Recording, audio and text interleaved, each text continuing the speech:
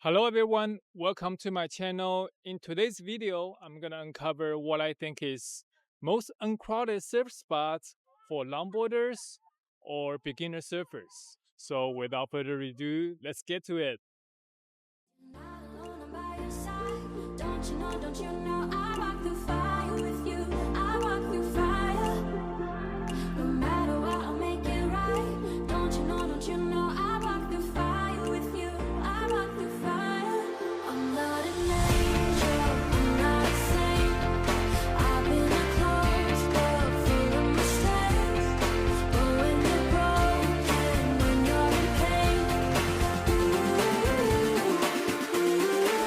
I walk through fire with you.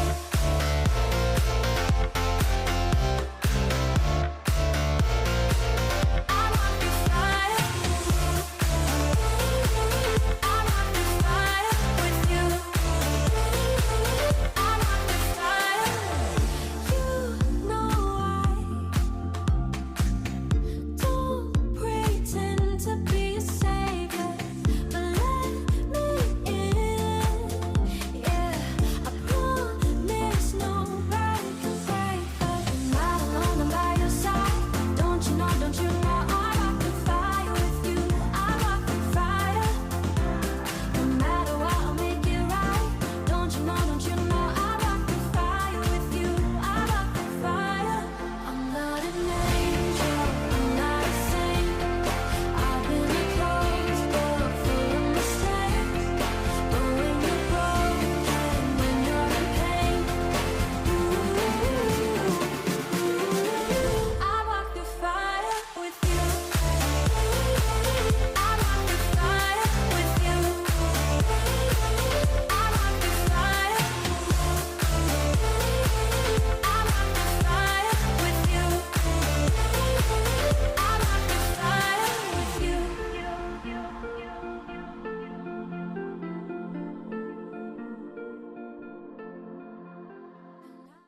I hope you enjoyed that intro video. The intro video is actually shot at Sonor. That's right, Sonor is a less popular surf spot in Bali, but it's got some really good wave. You want to come here around wet season or the raining season because the east coast of Bali only works well during this period of the time. I actually prefer wet season myself because the waves are generally more mellow and beginner friendly. Me and my wife are super chill longboarders. When we planning our surf trips, we're all about finding fun wave. Nothing crazy, just waist to chest high. We like those laid back wave because we are lazy surfers. We don't we don't like to going head to head with other aggressive surfers and dealing with all that ego stuff. There are three main spots at Sonor. There is Higher Reef on the far left, and Baby Reef and Serangan. To get there, you will need a boat taxi since they're about 2 kilometers off the beach. Unless you pro at long distance paddling, I would say just grab the boat taxi. It's super cheap, only 60,000 rupiah. That's about $3.7 for one-way trip. Our favorite spot was definitely Baby Reef. Serangan is more for the showboater crowd, and Higher Reef can be a hit and miss. But Baby Reef is super chill. So easy that a baby can surf this wave. And during the wet season, this part of Bali's east coast gets some seriously clean wave. Baby reefs got both left and right, and they can stay mellow even when they're big. So making it very perfect for longboarding or if you're just starting out.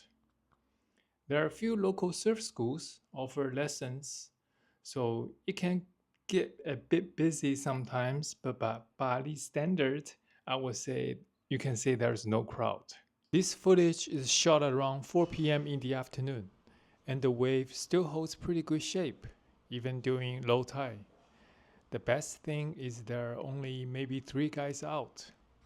It's not a tourist wave like Uluwatu or Padang Padang, but you can still have fun and get a couple turns. If there's a rating system, I will give Baby Reef a solid B+. for longboarding or beginner surfers. As far as for places to stay, there's no shortage of awesome accommodations around. We splurged a bit on a villa with a private pool and 2 bedrooms for about $90 a night. I mean, it was on the expensive side, but if you travel for a budget, there are just so many cheap places on Airbnb as well. This place is tucked away and it's perfect for chilling after hitting the waves in the morning. For the second half of our surf trip, we stayed at Canggu. You can tell right away the crowd is just insane here. Not gonna lie, the waves are better than Sonor in terms of power or length. We had some really awesome days here, but let me tell you, there's just so much going on during each session. Like when you sit in the water, there will be like local instructor pushing their students right next to you, and also there would be newbies all over the place. Sometimes they were blocking your path or taking off on waves without looking, so they can drop in all the time. I mean, there's just some cases that can get super sketchy. This is the famous break called Batu Balloon. Even though people think it's a beginner-friendly longboard wave, but if you paddle out on your own, I would say it's actually quite difficult to catch a wave on your own, considering the situation around this place. Just so much going on, so you actually need to be very experienced and know exactly where to sit in the water. Otherwise, you're not gonna get wave for sure. In this footage, I actually hired a local surf guide for my wife. If you're just beginner or even being an intermediate level surfer, I would honestly recommend getting a local surf guide just to help navigating the crowds. His name is Ayok, a local surf guy in Canggu. He was a huge help. You can tell my wife has been getting tons of wave because of him. He charged about 500,000 rupiah. That's about $30 for one-on-one 2-hour duration surf lesson. I would say the money is worth it. That also including boat rentals and at least 10 to 15 good waves in a session. The locals know this wave so well, and you can definitely learn something from the guy, also improving your own surfing technique. I will leave his contact in the description if you're interested. In general, I would rate Canggu a B- for longboarding or beginner surfers. During this trip, surfing at Sonor is definitely less stressful compared to Canggu. I personally prefer a shadier and less crowded surf spot if I have to. The waves at Sonor are not shut at all, don't get me wrong. It's just the crowd factor is something I care a lot when I choose a surf spot. And as for amenities, Canggu's got way more option than Sonor, probably because there's been a lot of investment flowing in post-COVID. There's always new place to stay or new restaurant popping up. If surfing isn't the sole purpose of your trip to Bali, Canggu is a fantastic place to hang out. It's the heaven for digital nomads.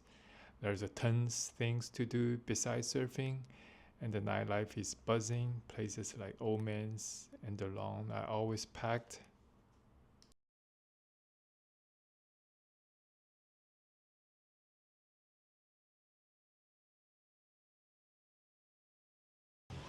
I hope this video can give you some help on how to planning your trip to Bali, so next time you go, you can score some really awesome uncrowded wave.